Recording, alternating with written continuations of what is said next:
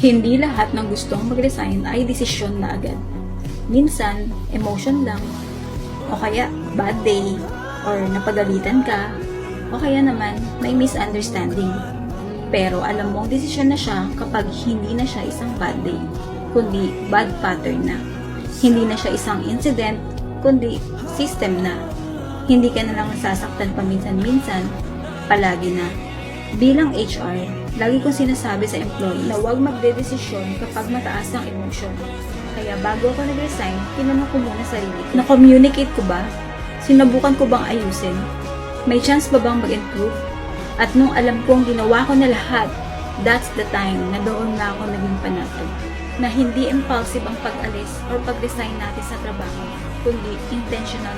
Kaya sa kagaya ko na may parehas sa pinagdadaanan, maniwala ka sa sarili mo dahil alam na alam mo kung anong nakakabuti sa iyo.